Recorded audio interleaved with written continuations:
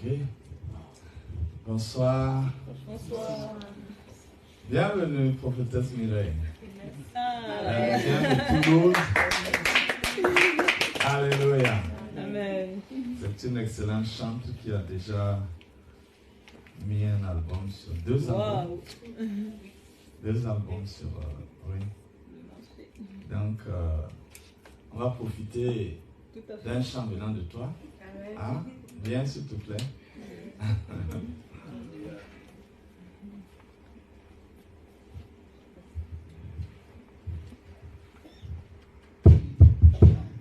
Merci. Donc selon que tu es inspiré, tu nous conduis dans un chant et puis après on va lancer la parole. Ben, je sais pas, c'est pas ce que je sais. Bonsoir. Bonsoir. Vraiment gloire à Dieu, je bénis le nom du Seigneur d'être là. Amen. Et merci papa. merci à vous. Il est digne de louange. Il est digne d'adoration. Et nous voulons vraiment le célébrer et lui reconnaître vraiment qu'il est Dieu, qu'il est Seigneur en ce lieu. Nous élevons ton nom plus haut. Nous élevons ton nom plus haut. Nous élevons ton nom plus haut, au-dessus de tous les autres noms. Nous élevons ton nom. Nous élevons ton nom plus haut. Nous élevons ton nom. Nous élevons ton nom plus haut. Nous élevons ton nom. Nous élevons ton nom plus haut, au-dessus de tous les autres noms. Au-dessus de tous les autres noms. Nous élevons ton nom plus haut. Au-dessus de tous les autres noms. Nous élevons ton nom plus haut. Au-dessus de tous les autres noms. Nous élevons ton nom plus haut. Au-dessus de tous les autres noms. Au-dessus de la tristesse, Seigneur. Nous élevons ton nom plus haut. Nous élevons ton nom. Nous élevons ton nom plus haut. Nous élevons ton nom plus haut. Au-dessus de tous les autres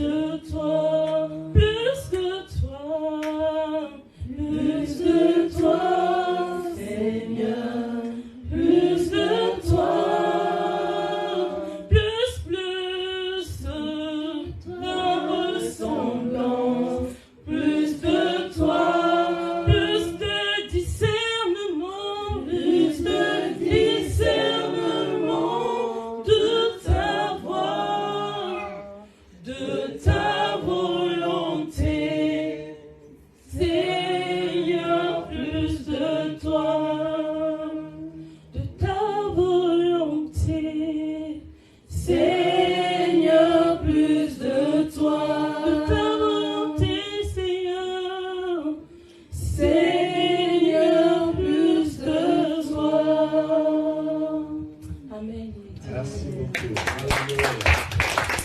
Merci Seigneur. Prenez place. Que Dieu vous bénisse. La fin d'une chose vaut mieux que son commencement. Amen. Quelqu'un n'a pas dit Amen. Amen. Ce soir, ce sera mieux que hier. Amen. Comme hier a été mieux qu'avant-hier. Amen. Bienvenue à cette troisième session de ce séminaire sur le thème « À chacun la manifestation de l'Esprit est donnée ». Et nous avions prévu de voir 3 paliers et finalement nous sommes en train de voir 4. Voilà, des manifestations de l'Esprit. Premièrement, c'est le fruit de l'Esprit qui va nous amener à ressembler à Christ. Deuxièmement, c'est les dons spirituels qui vont nous amener à être des instruments par lesquels Dieu va toucher notre environnement. Et le troisième palier, c'est la puissance. Et le quatrième palier, c'est la révélation du Fils. Donc nous allons regarder très rapidement ces éléments ce soir et prier les uns pour les autres. Pour ceux qui sont en présentiel, nous allons prier les uns pour les autres. Ceux qui sont en ligne, nous prierons aussi en ligne pour vous, afin que le Seigneur vous aide au nom de Jésus. Amen. Amen. Ça ne te dérange pas de t'asseoir à côté? D'accord. Donc viens à côté. Je préfère te regarder tout près de moi. Alléluia. Amen. Voilà, c'est une membre de notre équipe et elle est venue de Toulouse pour nous assister. Amen. Mais son vol n'a pas été facile. Depuis 5 heures du matin. Oh là là. Toulouse, Bruxelles. Ça devrait être juste 1h30, mais bon. Voilà.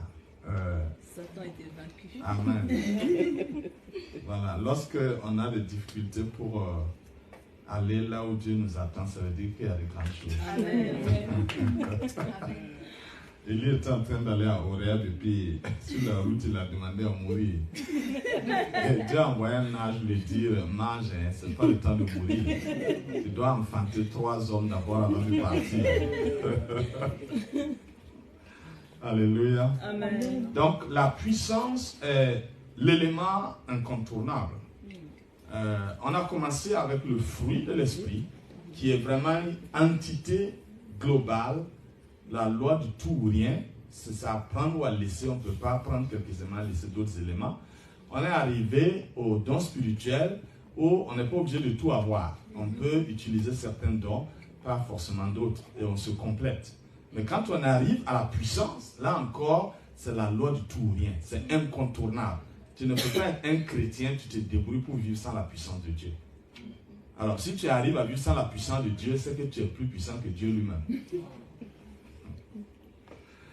Donc, Jésus nous a donné la parole dans Actes chapitre 1 au verset 8, où il a dit clairement aux disciples, « Vous recevrez une puissance, le Saint-Esprit survenant sur vous, et vous serez mes témoins à Jérusalem, dans toute la Judée, dans la Samarie et jusqu'aux extrémités de la terre. » Actes chapitre 1, verset 8. Mais on voit ici que le mot « mais vous recevrez », le « mais » revient. Et lorsque on a regardé les dons spirituels, il est dit « Or, à chacun, la manifestation de l'Esprit est donnée pour l'utilité commune. » Donc ici, le « mais » est un contraste, parce que les disciples étaient en train de voir autre chose et Jésus a voulu détourner leur attention sur ce qu'ils considéraient comme important pour qu'ils puissent commencer à regarder ce qui est prioritaire pour Jésus. Parce que on voit dans le verset, dans le chapitre 1, verset 4, comme Jésus se trouvait avec ses disciples, il leur recommanda de ne pas s'éloigner de Jérusalem, mais d'attendre ce que le Père avait promis, ce que je vous ai annoncé. Leur dit-il, car Jean a baptisé d'eau, mais vous, dans peu de jours, vous serez baptisés du Saint-Esprit. Et c'est en ce moment-là que les disciples se sont réunis pour lui poser la question, Seigneur, est-ce en ce temps que tu rétabliras le royaume d'Israël? Et il a répondu, ce n'est pas à vous de connaître les temps ou les moments que le Père a fixés de sa propre autorité, mais vous recevrez une puissance. Donc ça veut dire, lorsque Jésus est en train de parler de l'avènement du Saint-Esprit, de l'accomplissement de la promesse du baptême du Saint-Esprit, les disciples étaient trop concentrés sur une finalité et ne voyaient pas le processus pour aller vers cette finalité-là. Mais la finalité que les disciples voyaient, c'était un royaume physique rétabli, dans lequel, eux étant toujours vivants, vont occuper des positions de ministres, de gouverneurs et autres, pour pouvoir reprendre le contrôle de l'Israël physique qui était dominé par les Romains. Jésus voyait un royaume dynamique. Eux, ils voyaient un royaume statique. Tous les États aujourd'hui sont statiques, avec des frontières bien délimitées. Jésus leur parle d'un royaume qui est dynamique, un royaume qui bouge, un royaume qui n'a pas de frontières, qui commence à Jérusalem, qui occupe toute la Judée, se déplace en Samarie et qui va rejoindre toutes les extrémités de la terre, exactement comme la pierre que Nebuchadnezzar a vue, qui a frappé la statue et qui a commencé à grossir, devenir une grande montagne et remplir toute la terre. C'est de ce royaume dont il est question, et sans la puissance, il est impossible que le but de ce royaume soit atteint. Vous pouvez avoir le fruit de l'esprit, vous pouvez avoir les dons spirituels, mais si vous n'avez pas de puissance, le royaume ne pourra pas s'étendre. Donc il s'agit ici d'une expansion. Et tous les ministères, à un certain niveau, ont besoin d'une puissance pour briser les barrières et aller au-delà.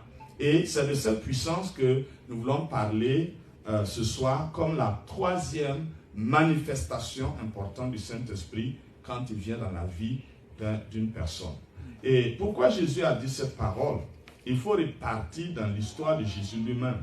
Parce que lorsqu'on regarde dans Luc 4, on voit qu'après le baptême d'eau, le Saint-Esprit est descendu sur Jésus sous une forme corporelle. On a vu comme une colonne se poser sur son épaule.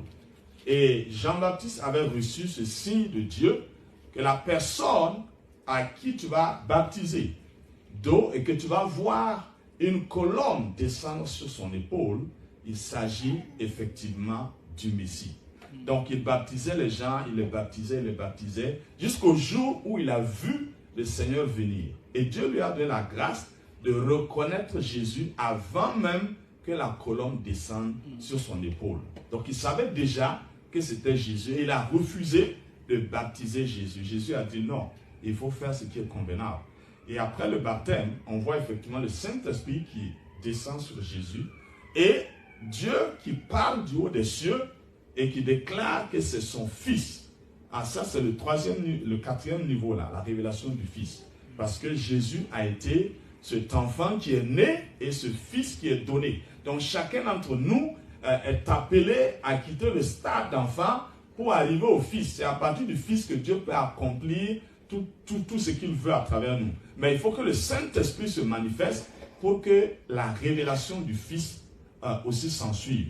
Donc la puissance va venir après que Jésus ait reçu le Saint-Esprit et est conduit au désert pour être tenté par le diable. Et dans Luc 4, quand vous lisez, vous allez voir que c'est quand le diable a fini de le tenter, après les 40 jours, que le revêtement de la puissance est venu sur lui, comme la première manifestation du Saint-Esprit dans la vie de Jésus. C'est cette puissance qui est venue, puisque lui, étant fils de Dieu, il avait déjà tout en lui. Étant fils de Dieu, il avait déjà le fruit de l'esprit dont nous parlons. Jésus, il avait déjà tout ça. Voilà. Les dons spirituels, après le moment où le Saint-Esprit est venu, il avait ça. Maintenant, quand on l'a amené au désert, c'était la puissance qui manquait pour que le Fils dont Dieu a parlé au niveau du Jourdain là, soit révélé dans toutes les contrées de Capernaum et autres, Galilée, en tout cas tout ce qui concerne Jérusalem et même au niveau des Romains. Donc la puissance va venir pour que le Fils soit reconnu comme tel. Et le revêtement de la puissance sur le Seigneur Jésus va avoir un premier effet Le premier effet, c'est le mouvement des démons. Pendant 30 ans, Jésus se déplaçait et les démons, c'est comme s'ils ne savaient même pas qu'il y avait quelque chose qui se passait. Mais quand il est revenu du désert, à cause de la puissance qui était sur lui, les démons ne pouvaient plus tenir. Et qu'est-ce que les démons faisaient? Ils disaient, qu'y a-t-il entre toi et nous, fils du Dieu très haut? Or, pendant 30 ans, il se déplaçait et aucun démon ne disait qu'il était le fils. Mais comme la puissance est venue, la manifestation du fils aussi s'en s'est suivie. Et donc, les démons ont vu en Jésus le Christ. Et le Christ, c'est celui qui est oint, celui qui a le revêtement de la puissance.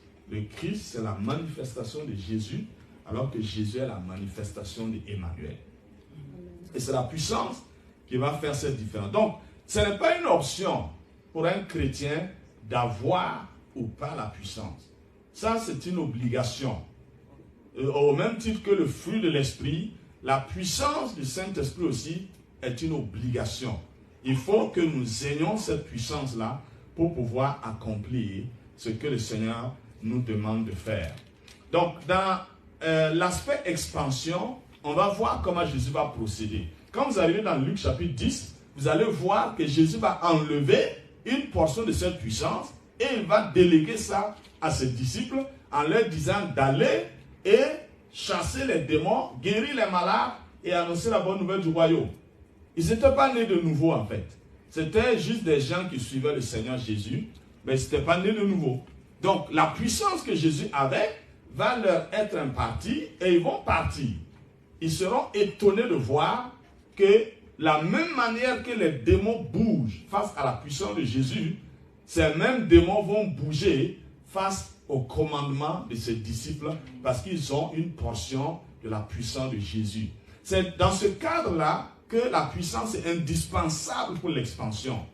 Parce que quand un ministère doit se répandre, il faut que la puissance qui repose sur le ministère ou sur les responsables du ministère soit impartie à d'autres personnes pour qu'ils aient manifesté la même chose que ce que le responsable du ministère manifeste.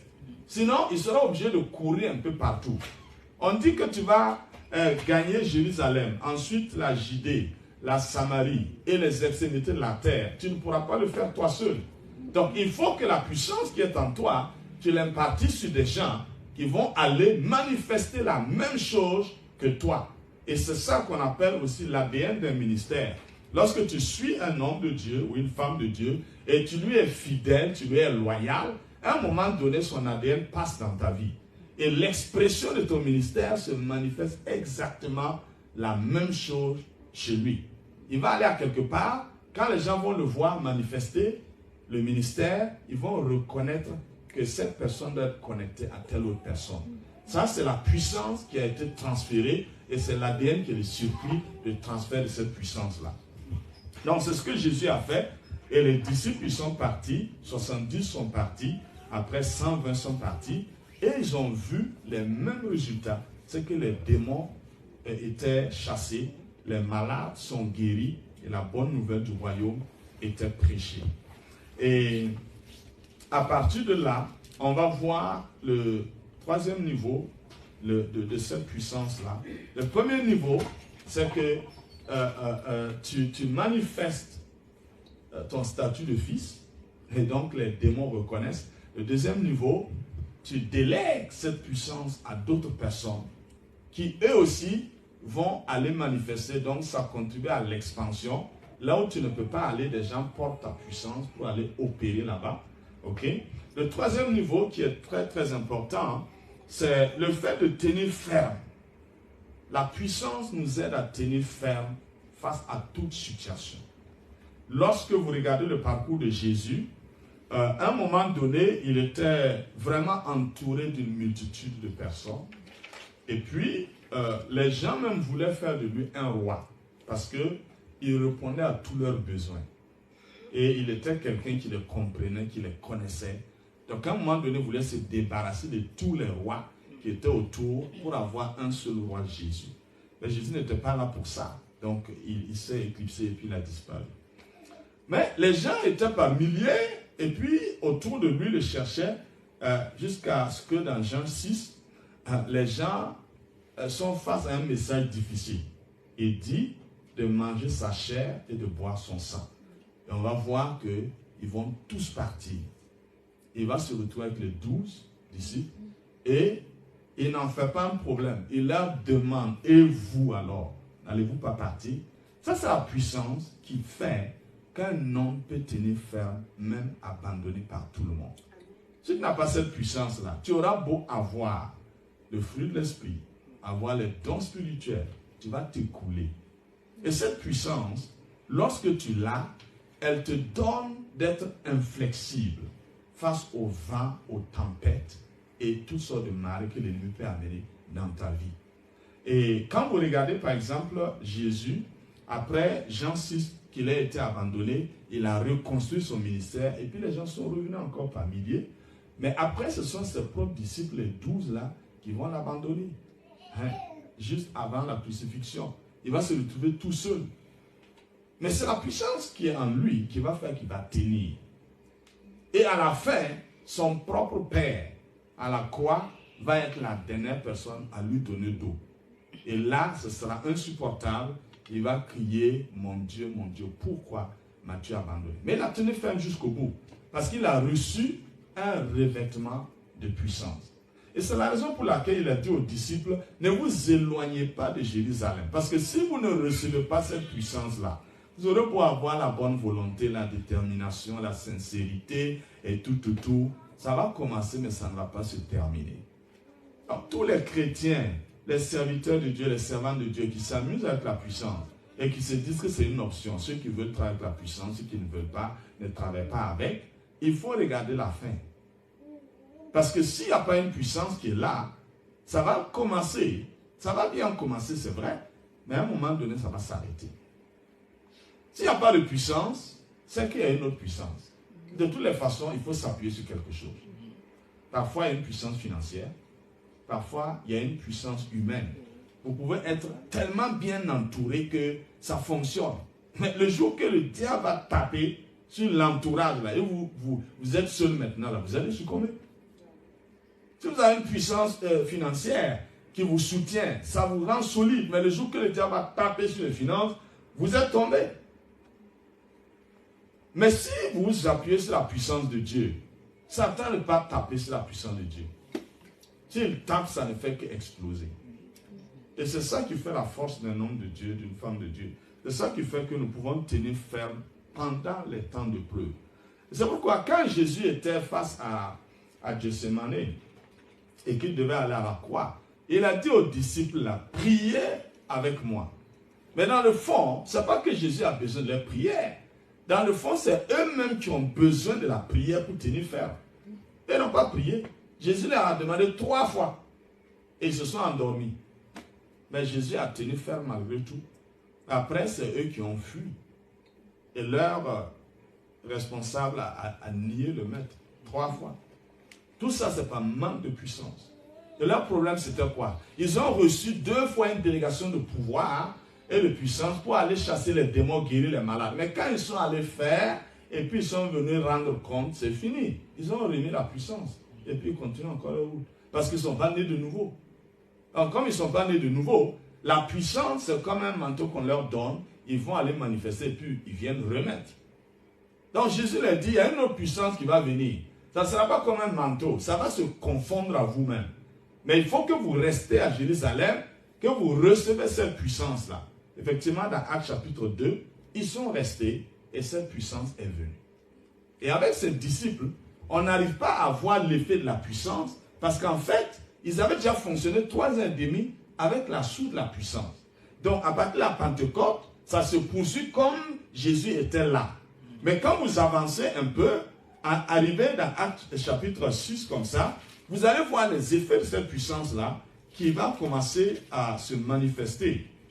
Parce que très souvent, lorsque le Seigneur vous parle de quelque chose, il voit plus loin que ce que vous voyez. Jésus parlait de la puissance, pas seulement pour les disciples qui étaient là, mais pour ceux qui allaient venir plus tard. Et on voit par exemple dans Actes chapitre 6, là, que le nombre de disciples avait beaucoup augmenté. Et puis, il y avait des murmures par rapport à la distribution de la nourriture. Et les apôtres ont dit non.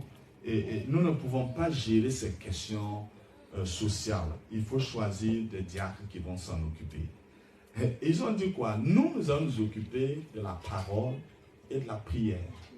Maintenant, les diacres que vous allez choisir là, eux vont s'occuper de partager la nourriture. Or, ce sont des gens parmi lesquels la puissance est déjà venue. Ok? Donc, on les a choisis. On a dit qu'on veut que ce soit des gens intègres, des gens qui ont l'Esprit de Dieu, ainsi de suite, ont bon témoignage, tout ça. Et puis, bon, on les a choisis. Maintenant, quand on arrive au verset 6, on voit par exemple qu'ils ont élu Étienne, un homme plein de foi et d'Esprit Saint. Ensuite, Philippe. Et puis, on continue la liste. Mais si on prend les deux là seulement, on prend Étienne et puis on prend Philippe, on va se rendre compte que Étienne, il ne va pas rester longtemps dans la distribution des nourritures là. Non. Il va passer à des opérations de puissance qui n'ont rien à voir avec la distribution de vivres. Quand on arrive au verset 9, quelques membres de la synagogue dite des affranchis et de celle des Cyréniens et celle des Alexandrins, avec des Juifs de Cilicie et d'Asie, se mirent à discuter avec lui, mais ils ne pouvaient résister à la sagesse et à l'esprit par lequel il parlait. Donc, il est question d'Étienne. Ok? Et quand on voit un peu au verset 7, on remonte au verset 7, la parole de Dieu se répandait de plus en plus. Le nombre de disciples augmentait beaucoup à Jérusalem. Et une grande foule de sacrificateurs obéissait à la foi. Étienne, plein de foi et de puissance, faisait des prodiges et de grands miracles parmi le peuple. Or, ça on est au verset 8, alors que là où on a lu le verset 5 là, le verset 5 on l'a lu. Et le verset 8, on voit qu'il ne distribue plus des vivres. Hein. Il est plein de foi et de puissance et il opère des miracles et de grands prodiges. Ça, c'est ce que la puissance fait. On n'a pas parlé qu'il a tel don, il a tel autre don. Hein. Non. Mais le fait qu'il est rempli de puissance là, ça crée des effets d'entraînement au milieu desquels on trouve des miracles et des prodiges. Et à cause de cette puissance, il va se démarquer comme un homme qui dérange beaucoup. S'il était dans le temple en train de distribuer la nourriture, il allait être un parfait inconnu et il allait passer des jours heureux et vivre tranquillement jusqu'à sa mort. Et puis, c'est bon, on n'en parle pas. Mais il n'aurait pas accompli sa destinée. Dieu ne l'avait pas destiné à distribuer de la nourriture. Dieu l'a destiné à manifester une puissance pour que le peuple reconnaisse que le Jésus qui a été crucifié là est ressuscité. Il est monté au ciel, il est toujours vivant. Amen. Donc, il va payer de sa propre vie pour que les gens comprennent que Jésus est assis à la droite du Père. Parce que la vision qu'il a eue, il fait partie des premières personnes à avoir cette vision-là. Il a vu le ciel ouvert et puis il a vu le Seigneur Jésus qui se tenait à la droite du Père. Et cette gloire l'a tellement rempli que lui-même, son visage était devenu comme celui d'un ange. Ça brillait tellement que les gens, au lieu que ça leur donne la crainte de Dieu pour qu'ils se prosternent, ils se sont plus révoltés et ils l'ont lapidé. Ils ont dit qu'il n'est pas digne de vivre parmi les hommes. Comme plusieurs prophètes d'ailleurs, selon Hébreux 11. Donc, ils l'ont lapidé et pendant qu'ils le lapidaient, la Bible dit que ceux qui ont déposé leurs vêtements pour aller les lapider, l'ont déposé au pied d'un jeune homme qui s'appelle Saul. Et pendant que Saul s'occupait des vêtements de ceux qui étaient en train de lapider Étienne, l'onction d'Étienne est allée rejoindre Saul. Et plus tard, on va voir que Saul, qui devient Paul, il va manifester la même puissance qu'Étienne. Et ce que Étienne a vu, qu'il n'a pas pu détailler, Paul, lui, il va être transporté en esprit carrément. Étienne était arrêté sur la terre et puis il voyait le ciel ouvert, il voyait le trône, il voyait le Seigneur Jésus. Mais Saul, lui, il va être transporté en esprit et il va voir des choses ineffables dans le ciel. Il va écrire certaines choses et il y a d'autres qu'il a gardées pour des générations à venir. Je crois que c'est notre génération maintenant qui doit découvrir ces choses que Paul n'a pas écrites. Et il faut la puissance pour cela. Et quand on parle dans Actes chapitre 8, on voit le deuxième diacre, Philippe, qui, lui, à cause de la persécution, il débarque en Samarie. Et ce Philippe-là aussi avait déjà reçu la puissance de Dieu, sauf qu'on l'a converti en distributeur de nourriture. Et quand il arrive en Samarie, il commence à prêcher le Christ. Et en prêchant le Christ, c'est en ce moment-là que le Saint-Esprit est entré en action. Actes chapitre 8, verset 5. Philippe, étant descendu dans une ville de la Samarie, il prêcha le Christ. Et le verset 5 dit tout. Hein. Il n'a pas prêché Jésus, il a prêché le Christ. Ça veut dire, si un homme n'est pas oint, il ne peut pas prêcher le Christ. S'il n'est pas oint, il est obligé de prêcher Jésus. Et celui qui est oint prêche le Christ. Parce que le Christ est la manifestation de la puissance de Dieu à travers Jésus. Donc, tous ceux qui ne veulent pas utiliser la puissance là, sont obligés de parler de Jésus. Mais ceux qui sont dans la puissance, ils parlent du Christ. Parce que c'est celui-là qui a été oint et c'est son onction, selon Ésaïe 61, qui peut annoncer une bonne nouvelle, délivrer les captifs, guérir ceux qui ont le cœur brisé. Donc, c'est ce que Philippe a fait. Il est arrivé à Samarie comme quelqu'un qui a fui la persécution, mais il y a une puissance en lui. Donc, il commence à prêcher la puissance de celui qui est assis sur le trône là et qui opère en lui. Et à partir du moment où il a commencé à prêcher le Christ, on dit au verset 6, les foules tout entières étaient attentives à ce que disait Philippe lorsqu'elles apprirent et virent les miracles qu'il faisait. N'oublions pas que ce Samarie avait déjà entendu Jésus. La Samaritaine a déjà prêché Jésus. Et Philippe est venu pour prêcher le Christ maintenant. Donc les gens étaient déjà dans une disposition pour voir la puissance de Dieu se manifester. Lorsque Jésus a parlé aux Samaritains, il n'a pas fait de miracle. Non, il les a juste enseignés sur le royaume. Et c'était des gens aussi qui croyaient à la venue du Messie. Donc les points ont été mis sur les i. Et quand Philippe est arrivé, il a déclenché la manifestation de la puissance de Dieu. Et en ce moment-là, on a vu des miracles qui se produisent. Donc, premier diacre, il fait des miracles. Le deuxième diacre, il fait aussi des miracles. Donc, leur destinée n'était pas distribuer la viande et puis le riz. Leur destinée, c'est manifester la puissance de Dieu. Et si tu laisses la puissance de Dieu, tu vas tomber sur autre chose. Et vous savez bien que ceux qui ont la puissance, on ne les utilise pas au hasard. Si vous n'avez pas la puissance, on va vous utiliser pour n'importe quoi. Vous êtes d'accord avec moi? Donc c'est important que vous cherchiez la puissance de Dieu. C'est important. C'est un droit. Mais au-delà d'être un droit, c'est un devoir. Si tu n'as pas la puissance, ton statut de fils ne sera pas révélé, ne sera pas manifesté. Et tu risques de rester au milieu des épreuves, en fait. Et on voit ici que les foules ont cru. Et ensuite, des esprits, on dit quoi? Car des esprits impurs sortis de plusieurs démoniaques. On dit que, le verset 6 là, que les foules tout entières étaient attentives lorsqu'elles apprirent et virent les miracles qu'il faisait. Maintenant, d'où vient le miracle là? On dit car des esprits impurs sortis de plusieurs démoniaques et en poussant de grands cris et beaucoup de paralytiques et de boiteux furent guéris. Donc ça veut dire qu'un miracle ne peut pas se produire si vous ne chassez pas les démons. Les démons sont ceux qui ont pris en otage les miracles. Ils ont bloqué les guérisons. Donc, si vous n'avez pas de puissance pour chasser les démons, n'espérez pas qu'un miracle va se produire.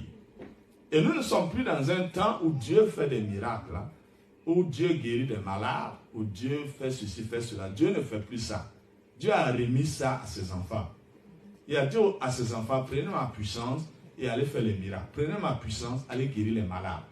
Pour que ça se passe, il faut que vous preniez la puissance d'abord et vous chassez les démons qui ont créé ces situations-là. Si un démon a créé une maladie, la médecine ne peut pas guérir cette maladie. Il faut quelqu'un qui a la puissance pour chasser les démons. Quand le démon va partir, la maladie aussi est partie. Amen. Quand un esprit d'infirmité retient quelqu'un captif, il n'y a aucun moyen. Il faut une puissance pour repousser cette infirmité-là. Et la preuve, c'est quand le papa a amené son fils lunatique là et demandé aux disciples de chasser les démons, les disciples n'arrivaient pas à chasser les démons. Donc, l'enfant est infirme. Et quand Jésus arrive, Jésus a une autre puissance que les disciples n'ont pas. Il commande aux démons qui jettent l'enfant par terre et qui s'en va. Et depuis ce jour, l'enfant n'a plus jamais été malade. Et la plupart des gens qui sont malades le sont à cause de la présence des démons. Et si les démons sont partis, les maladies aussi vont s'en aller. Beaucoup de maladies aujourd'hui que la médecine essaie de donner des noms, ce sont des noms de démons seulement. Sinon, ce ne sont pas des malades. C'est des démons. Si vous chassez les démons, là, c'est parti. Ok? Et donc, on voit ici qu'il y avait, au verset 9, un homme qui était un magicien qui s'appelait Simon. Et quand lui-même, il a vu tout ce qui se passait, il ne quittait pas Philippe. Il était toujours à côté de Philippe parce que lui, on l'appelait la puissance de Dieu. Et celle qui est la grande. Mais quand il écoutait Philippe et puis il voyait ce qui se passait, il s'est rendu compte que ce que lui il avait là n'était qu'une fausseté. Et vous savez que si vous ne manifestez pas la puissance de Dieu, qui est la vraie, une autre puissance va se manifester. Dans votre travail, dans votre ville, partout où vous allez, il y a des fausses puissances qui se manifestent. Parce que vous ne manifestez pas la vraie puissance. Quand vous commencez à manifester la vraie puissance, en ce moment-là, les fausses puissances reconnaissent que ce qui est là, c'est ça la vraie puissance. Il y a lumière dans lumière. Il y a des lumières, quand on les allume, les autres là, c'est comme si on les a éteintes. Alors qu'elles sont toujours là allumées. Mais ça ne sert plus quoi. Et nous devons nous appliquer pour que cette puissance-là puisse se manifester pleinement en nous. Et les apôtres étaient étonnés. Au verset 14, ils ont appris ce qui se passait en Samarie et ils ont envoyé Pierre et Jean pour aller voir ce qu'il y a. Et verset 15, ceux-ci arrivaient chez les Samaritains, prièrent pour eux afin qu'ils reçussent le Saint-Esprit, car il n'était pas encore descendu sur chacun d'eux. Ils avaient seulement été baptisés au nom du Seigneur Jésus. Alors Pierre et Jean leur imposèrent les mains et ils reçurent le Saint-Esprit. Donc on voit ici qu'il y a une partie que le Seigneur va laisser expressément pour l'autorité ecclésiastique afin qu'ils puissent venir exercer ce ministère-là. Parce que le Seigneur aussi respecte la hiérarchie que lui-même il a établie. Quand vous regardez, Jean a baptisé d'eau et Jésus est venu baptiser du Saint-Esprit. Et donc, Philippe est allé manifester la puissance, il les a baptisés d'eau et Pierre et Jean sont venus les baptiser du Saint-Esprit. Donc, si vous fonctionnez dans le ministère, vous devez comprendre que la puissance n'est pas l'autorité. La puissance se soumet à l'autorité. Et si vous avez une puissance quelconque que vous n'êtes pas soumis à une autorité, cette puissance va vous détruire totalement. Et c'est malheureusement ce qui arrive dans la vie de beaucoup de jeunes gens, des jeunes Philippe, parce qu'ils ont eu la puissance. Ils ont dit à Pierre et à Jean, restez là-bas, moi je gère bien les choses. Et donc ils prennent la puissance pour contrer l'autorité. Or l'autorité est au-dessus de la puissance. Et si une autorité semble ne pas avoir de puissance, c'est normal, parce que l'autorité est déjà suffisante. Quand l'autorité parle, la puissance va agir. Mais quand l'autorité n'a pas parlé, et puis la puissance commence à agir, c'est une puissance illégale. Voilà. Et Dieu amène les gens à apprendre à se soumettre. Dieu peut te donner une puissance et qui est plus opérationnelle même que ton autorité. Mais ton autorité, ce qu'il a comme autorité là, c'est plus fort que pour toi. Et Dieu va regarder, est-ce que tu vas te soumettre ou pas. Si tu ne te soumets pas à cette autorité, tu commences à dire que c'est toi qui as la puissance. Quand moi je prie, les démons s'agitent alors que mon responsable, quand lui il prie, rien ne se passe. Tu es mort seulement. Parce que cette puissance que tu as là, c'est elle qui va te tuer. Parce que cette puissance, elle a une sécurité dans la soumission à l'autorité. Si tu ne vas pas te soumettre à une autorité et puis tu la manifestes comme ça là, c'est fini. Ah oui. Quand vous regardez l'organisation de la société, vous n'allez pas voir un premier ministre tenir un Kalachnikov ou bien un lance-roquette. Ou bien le ministre de la Défense tenir un char à côté. Non, il n'a rien à faire avec ça. Lui, il a sa parole, il a son bic ici seulement. Quand il sort un papier là, c'est des gens qui vont utiliser les chars et les lance-roquettes pour bombarder. Et ils ont la puissance, mais lui, il a l'autorité. Dans le ministère aussi, c'est comme ça. Si Dieu t'établit comme autorité là, même si tu ne manifestes pas la puissance, tu envoies les gens là, tu vas voir la puissance va se manifester. Voilà, mais chacun se soumet à une autorité. Donc, on va aller au dernier palier qui est la révélation du Fils. Tournons dans Romains chapitre... après ça, on va prier. Romains chapitre 8, à partir du verset 18. Romains 8, verset 18. J'estime que les souffrances du temps présent ne sauraient être comparées à la gloire à venir qui sera révélée pour nous. Aussi la création attend-elle avec un ardent désir la révélation des fils de Dieu. Car la création a été soumise à la vanité, non de son gré, mais à cause de celui qui l'y a soumise, avec l'espérance qu'elle aussi sera affranchie de la servitude, de la corruption, pour avoir part à la liberté de la gloire des enfants de Dieu. Et ici, bon, le texte est loin, comme on n'a pas le temps. Or, nous savons que jusqu'à ce jour, la création tout entière soupire et souffre des douleurs de l'enfantement. Et ce n'est pas elle seulement, mais nous aussi qui avons les prémices de l'esprit, nous aussi nous soupirons à nous-mêmes en attendant l'adoption, la rédemption de notre corps. Amen. Amen. Donc, la révélation des fils se trouve dans un processus de souffrance et de douleur. Et l'ensemble des souffrances et de douleurs qui révèlent le Fils s'appelle les épreuves. Tant qu'il n'y a pas de preuve, il n'y a pas de révélation du Fils. Comme on a dit pour Jésus, dès le Jourdain, Dieu a dit, c'est mon Fils, en qui j'ai mis mon affection. Mais il faut aller être éprouvé d'abord. Et quand tu sors avec victoire de l'épreuve, la puissance se pose sur toi pour que tous reconnaissent que tu es un fils. Or, quand l'ange est venu parler à Marie, il a parlé de la naissance d'un enfant. Et Ésaïe aussi a parlé d'un enfant. Mais cet enfant ne pourra rien faire. C'est le Fils là qui va tout accomplir. Et chacun d'entre nous, nous arrivons dans la vie chrétienne comme un enfant, avec de grands projets de Dieu, une destinée qui a été écrite avant même la fondation du monde. Mais depuis que Dieu a vu que tout ce qui est spontané ne marche pas, il a décidé de rentrer dans les processus. Adam et Ève, c'est du spontané, ça n'a pas marché. Quand vous prenez Saül, c'est du spontané, ça n'a pas marché. Donc Dieu est réparti dans le processus. Jésus, c'est un processus. David, c'est un processus. Joseph, c'est un processus. Chacun d'entre nous, c'est un processus. Ça commence tout petit. Et faire le commencement. Et puis tu rentres dans un processus qui va te révéler. Quand tu seras révélé comme un produit fini, un fils là, les gens seront obligés de reconnaître. Parce que Dieu va t'imposer tel que tu es.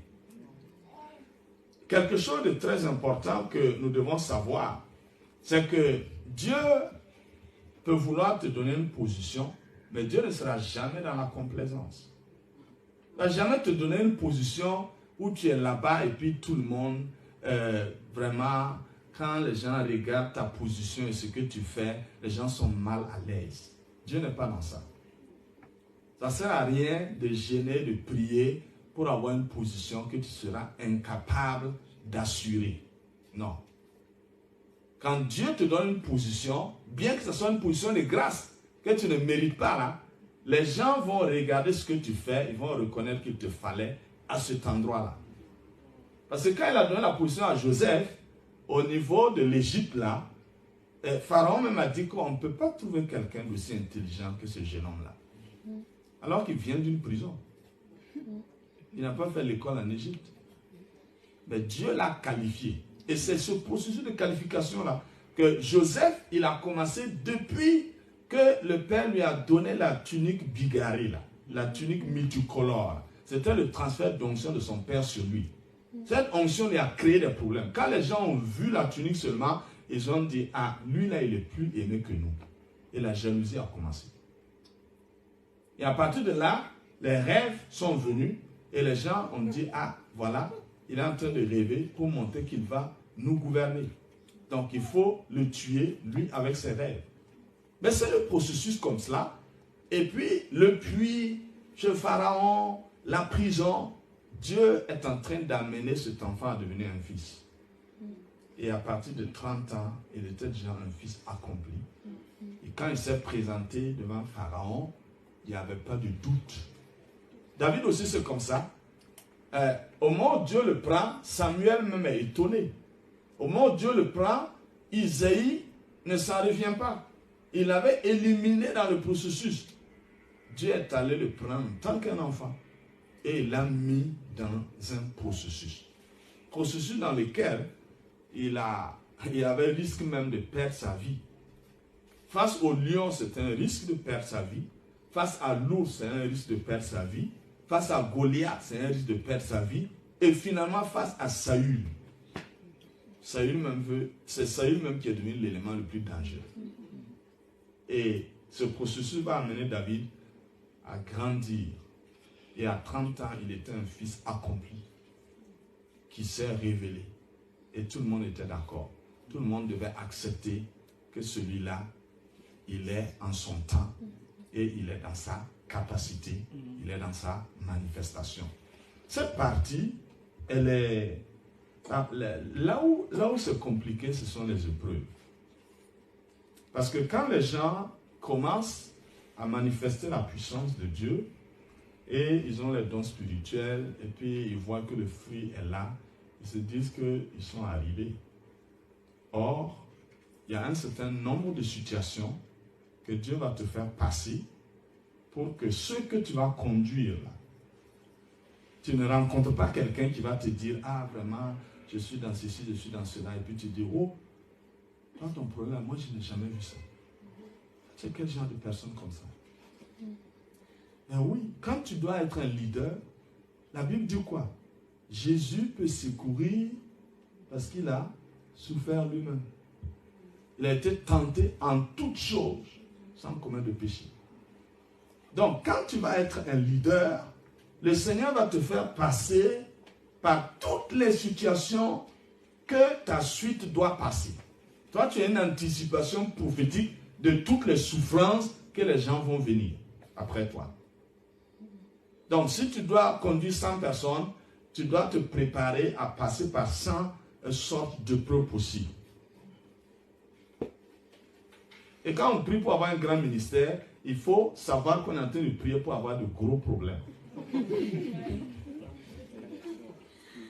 Mais Dieu donne la puissance pour que tu puisses tenir dans ces épreuves-là et devenir un homme accompli. Comme ça, quand quelqu'un vient et puis te pose son problème, en fait, il est dans toi. Ce qu'il est en train de parler là, tu es déjà passé par là. Tu as déjà vécu ça. Donc ce que tu vas lui dire, ce n'est pas hypocrite. Ce que tu vas lui dire là, c'est ce que toi-même tu as expérimenté et puis tu as vu que ça marche. Et si quelqu'un vient te poser un problème, que toi-même tu n'as pas encore vécu ça, il ne faut plus lui dire quelque chose. Parce que ce que tu vas lui dire, c'est de l'hypocrisie. Puisque toi, tu n'as pas encore vécu ça. Alors si tu lui dis, il va aller, ça ne marche pas, et ce sera normal que ça ne marche pas, puisque toi-même, tu n'as pas encore expérimenté ça. Donc, c'est pourquoi tous ceux qui ont des grands ministères, il faut aller voir leur background là. Vous allez voir que leur vie n'a pas été simple. Et Dieu l'a fait expressément. Parce que tous ceux qui viendront vers nous, c'est nous qui devons les enfanter. Si tu n'as pas enfanté quelqu'un, il va te créer des problèmes. Voilà. Et c'est pourquoi, quand vous regardez Luc 15, on n'a pas le temps pour étudier ça en détail. Luc 15, vous voyez la parabole des deux fils là. Donc il y a un qui est le plus jeune, on appelle le fils prodigue, l'autre est l'aîné. Le papa a enfanté physiquement les deux qui sont à la maison, mais ce ne sont pas ses fils, ce sont ses enfants. Vous pouvez avoir des enfants sans avoir de fils. Et au moment où il les a là, le grand frère ou le petit frère, ce sont des enfants à la maison, et pas le fils. Et un jour, le petit frère, il dit, allez, donne-moi ma part d'héritage. Je suis fatigué d'attendre. Et le père dit, ok, je te donne. Et on a l'impression que l'aîné là, c'est lui qui est vraiment bien, qui est sage, et puis qui reste à la maison. Or, il ne vaut même pas mieux que le petit frère qui est parti. Parce que si toi, tu es dans une maison, toi, tu es l'aîné, et puis le petit frère déconne comme ça, là, c'est que toi-même, tu n'es pas correct. Sinon, si tu étais correct, tu ne vas même pas le laisser aller poser ce problème-là chez le papa. Non, tu vas régler ça entre vous. Tu ne peux pas aller parler de ça au père, alors qu'il n'est pas encore mort. Donc, le petit, il est parti, il a gaspillé les ressources dehors, et finalement, il s'est retrouvé dans le besoin, et il cherche même à manger la nourriture des porcs où on l'a employé, ce n'était pas possible. Et c'est là que subitement, il a une révélation. Et dans cette révélation-là, il se rend compte que son père est bon. Avant, il ne voyait pas le père comme un bon père. C'est seulement les fils qui peuvent connaître leur père. Les enfants ne connaissent pas leur père. Alors, au moment où il s'est assis, c'est-à-dire après avoir traversé toutes ces épreuves-là, il réalise que son père est bon et que les mercenaires, c'est-à-dire les serviteurs de son père, sont dans l'abondance. Donc maintenant, il a juste envie d'être un serviteur et il trouve qu'il ne mérite même pas d'être un fils. Donc, il est rentré en lui-même et dit, je vais répartir. Et qu'est-ce que je vais dire à mon père? J'ai péché contre Dieu et contre toi. Ça, on sent que cet enfant est en train de rentrer dans une maturité. Il assume. Vous savez, les enfants n'assument pas. Les enfants se justifient. Parfois, on rit à la maison avec le fils de prophétesse Thérèse, tellement éveillé que, voilà, il va te raconter des trucs vraiment, ça tient quoi. Mais c'est un enfant. Mais le fils, il s'assume. Il dit, je vais repartir et je vais reconnaître ce que j'ai fait qui n'est pas bien. Et je vais dire à mon père, je ne suis pas digne d'être encore ton fils, quoi. Voilà, je veux juste être un serviteur. Et le papa, il était assis et il attendait toujours. Et quand le fils est arrivé, le papa l'embrasse, il change sa tenue et puis il lui donne la bague encore d'alliance qui montre qu'il est encore fils et il tue le veau gras. À partir de ce moment-là, on voit que l'aîné qui était resté, lui aussi n'était qu'un enfant. Il n'était pas aussi fils. Parce qu'il s'est énervé, il a dit qu'il ne rentre plus à la maison. Le papa est étonné. Et qu'est-ce qu'il dit? Il dit, moi je suis avec toi depuis toutes ces années, je travaille. Et même un seul jour, tu n'as pas décidé de me donner un petit chevron pour faire la fête avec mes amis. Donc lui aussi il se plaint comme son petit frère. Sauf que lui, il a su vraiment contenir sa plainte. La plainte, c'est plainte. Tu as contenu ou tu as parlé, c'est même plainte là. Un jour, ça va exploser. Oui. Les enfants se plaignent, les enfants murmurent, les enfants ne sont pas satisfaits. On ne peut pas compter sur un enfant pour accomplir quelque chose d'important. Le papa lui a dit, mais attends, mon fils, tout ce qui est à moi là est à toi. Donc tu es un ignorant parfait. Les enfants, c'est comme ça. Ce sont des ignorants. Le fils, il est entré dans son statut d'héritier. Il sait maintenant qu'il travaille pour lui. Ce n'est pas pour son père qu'il travaille. Quand un fils travaille, il sait qu'il est héritier. Il sait qu'après son père, c'est lui qui va gérer toute l'entreprise. Il sait qu'il travaille pour lui, il ne travaille pas pour son père. Donc s'il gaspille, il est en train de détruire son avenir. Et ce fils-là, l'histoire ne nous raconte pas la suite, mais là où Jésus s'est arrêté, le plus jeune qui est revenu à la maison est vraiment le fils de la maison que le père a enfanté. Mais celui qui est encore dehors, qui est le grand frère, là, n'est pas encore le fils. Il est toujours l'enfant au dehors. Il faut trouver un moyen pour l'enfanter en tant que fils maintenant, pour être sûr que l'héritage là sera bien géré. Et la plupart des gens dans l'église, le problème c'est ça. Dieu ne peut pas compter sur eux parce qu'ils vivent comme des enfants. Et le peuple d'Israël est sorti de l'Égypte. Dieu a dit, mon fils, je sors mon fils d'Égypte pour qu'il aille me servir, pour qu'il aille me louer. Mais il n'a jamais été un fils. Il a toujours été un enfant. Murmurant, se plaignant, tout. Il n'y a que 2 personnes animées de l'esprit du fils, Josué et Caleb. C'est eux qui sont allés jusqu'à la terre promise avec ceux qui sont nés après la sortie d'Égypte. Sinon, tout le reste, ils sont sortis d'Égypte, ils sont restés enfants jusqu'à être enterrés.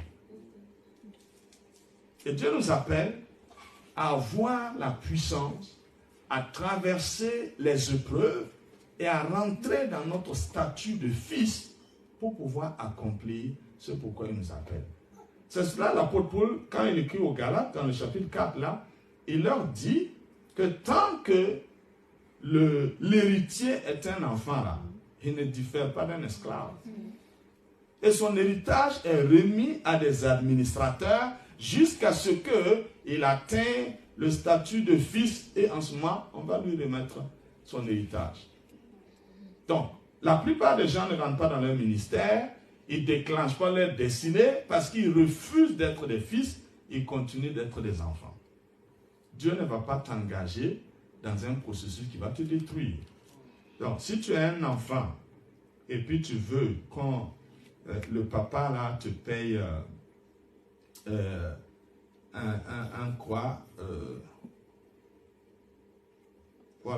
te paye une voiture de luxe et tu es un enfant, même si le papa a l'argent, il ne va pas le faire. Il va te dire d'avoir tel âge et puis de faire le permis. Une fois que tu as fait ça, là, va choisir n'importe quelle voiture que tu veux, je vais payer pour toi. Et il est là, il ne veut pas grandir. Il ne veut pas aller faire le permis. Quand une épreuve arrive, il prie pour bloquer ça. Il dribble les épreuves, il les feinte, il voyage pour éviter des choses. Oh, tu vas courir comme ça pendant combien de temps? Pendant ce temps, ton héritage est déposé chez quelqu'un. Il est en train d'utiliser ça. Il faut te lever, rentrer dans ton statut. Et le problème que Paul a posé aussi dans Galates, on regarde ça avant de prier, le problème qu'il a posé aussi dans cette situation, c'est que lorsque les gens ne deviennent pas des fils, ils deviennent des problèmes pour ceux qui sont des fils. Dans Galates chapitre 4, lorsque on regarde vers la fin, verset 28, pour vous faire comme Isaac, vous êtes enfants de la promesse, et de même qu'alors, celui qui était né selon la chair persécutait celui qui était né selon l'esprit, ainsi en est-il encore maintenant. Mais que dit l'Écriture? Chasse l'esclave et son fils, car le fils et l'esclave n'hériteront pas avec le fils de la femme libre. Le fils de l'esclave n'héritera pas avec le fils de la femme libre. C'est pourquoi, frères, nous ne sommes pas enfants de l'esclave, mais de la femme libre. Donc, si les gens ne deviennent pas des fils selon l'esprit, parce que quand on parle enfant là, c'est la chair, et quand on parle de fils, c'est l'esprit. Tous ceux qui marchent selon la chair sont des enfants, et ceux qui marchent selon l'esprit sont des fils. Donc, ceux qui marchent selon la chair, les enfants là, ils vont persécuter les fils. Et la plupart des souffrances que les gens ont dans les églises, ce n'est même pas Satan d'abord, hein. Ce sont les enfants. Ce sont les enfants là qui les fatiguent. Ils se frappent entre eux et puis ils frappent les fils aussi. Comme le fils marche selon l'esprit, il l'encaisse. Tu vois, non? On a tapé sur la joue droite, il a donné la joue gauche. Tu vois, on a retiré la chemise, il a donné le manteau aussi. Donc il subit. Ça, c'est le poids de l'église. Trop d'enfants qui sont devenus une charge pour les fils, qui n'arrivent pas à faire ce que Dieu leur a confié à faire. Les gens qui sont appelés au ministère, ils ne peuvent pas aller sur les champs. Ils sont obligés de gérer les enfants à la maison. Ça, c'est un véritable obstacle. Donc, si tu veux être utile à la communauté, là, il faut tout faire pour quitter enfant et devenir un fils. Ça allège tous les ministères. Au lieu qu'on soit en train de gérer des problèmes à l'intérieur, là, il ne devrait pas y avoir de problèmes à l'intérieur. Chacun devrait pouvoir se prendre en charge. Pour qu'on puisse aller dehors et puis amener les nouveaux nés. Quand les nouveaux nés arrivent, on s'occupe des nouveaux nés et puis après, on va encore chercher. Mais non, les gens sont arrivés depuis 15 ans et on doit aussi leur donner les biberons comme ceux qui arrivent hier et puis aujourd'hui. On va crier, on dit c'est qui? C'est celui qui arrive depuis 15 ans. C'est lui qui crie au même titre que celui qui est arrivé la semaine passée. Comment est-ce que les pasteurs vont pouvoir exercer leur ministère normalement? Tu soignes un malade, 38 ans, il n'est pas guéri. Quand Jésus est arrivé là, Jésus a dit quoi? Prends ton lit et rentre chez toi. Chacun doit pouvoir se prendre en charge en faisant confiance à la parole de Dieu. Mais les gens veulent qu'on leur prenne en charge. Tu as prêché, il n'a pas écouté la prédication.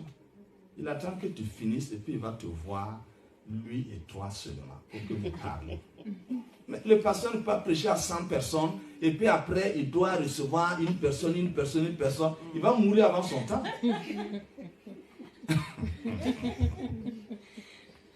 Je n'ai pas dit de ne pas me voir. Je prêche à tout le monde, tous ceux qui sont en ligne. Essayez de vous prendre en charge.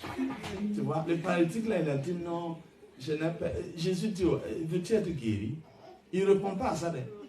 Non, il ne répond pas à ça. Il dit, non, moi je n'ai personne pour me prendre. Chaque fois que l'ange là agite l'eau, il y a toujours quelqu'un qui vient et puis qui me dévance.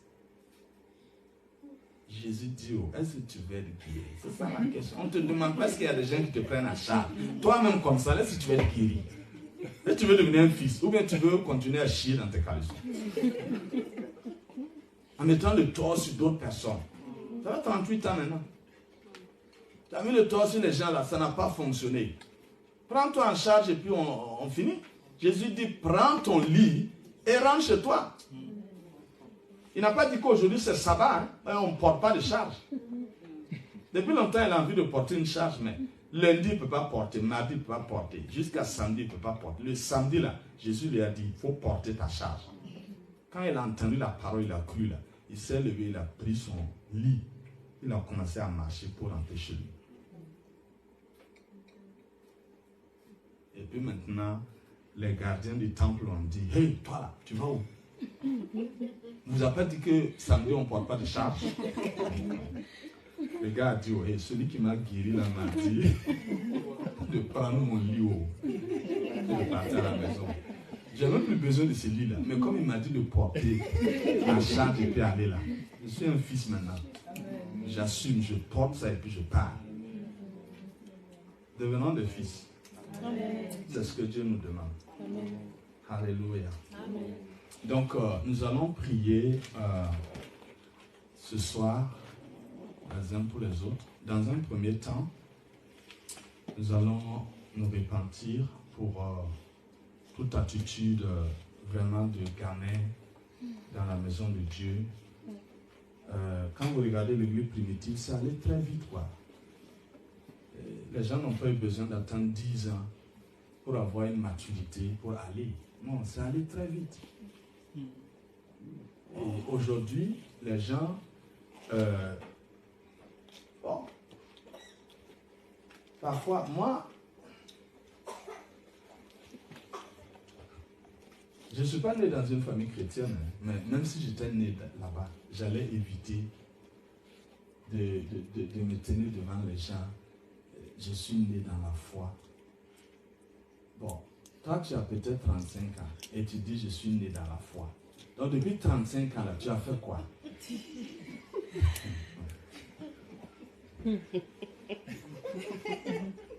Quand tu commences à avoir 10 ans de vie chrétienne et tu n'as pas de résultat, c'est grave. C'est grave.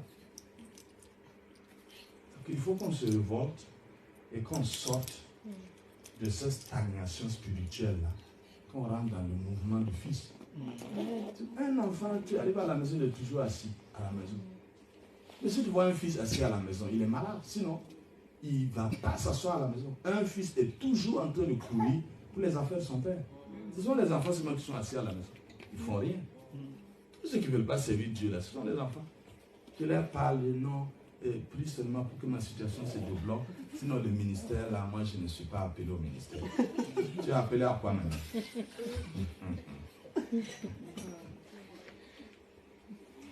Donc, on va se repentir.